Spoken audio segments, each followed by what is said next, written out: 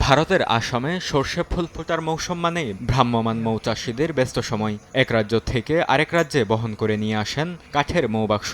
সর্ষে খেতে বসানো হয় মৌমাছির কলোনি। এ মৌসুমে ভালো ফলনের আশায় অনেক মৌচাষী আসেন আসামে। উৎপাদিত মধু সরাসরি রপ্তানি হয় আন্তর্জাতিক বাজারে।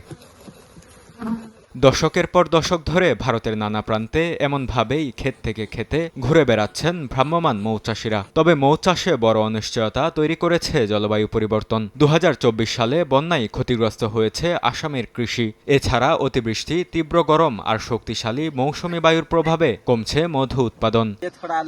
আবহাওয়া ভালো থাকলে উৎপাদন ভালো হয়, আর আবহাওয়া খারাপ থাকলে উৎপাদন কমে যায়। আবহাওয়া অনেক ক্ষেত্রেই উৎপাদনকে প্রভাবিত করে। ভ্রাম্যমাণ চাষিরা মূলত পশ্চিমা প্রজাতির মৌমাছি ব্যবহার করেন, তাই স্থানীয় মৌমাছি অনেক ক্ষেত্রে বেশি ঝুঁকিতে রয়েছে। জলবায়ু পরিবর্তন আর উন্নয়ন প্রকল্পে আবাস হারাচ্ছে মাছি। মৌচাষি বাড়ায় স্থানীয় ছোট চাষিদের সঙ্গে প্রতিযোগিতাও রয়েছে অনেক। তবুও এই মধু সংগ্রহই এখন অনেক পরিবারের বেঁচে থাকার ভরসা। বরকতুল্লাহ, সময় সংবাদ।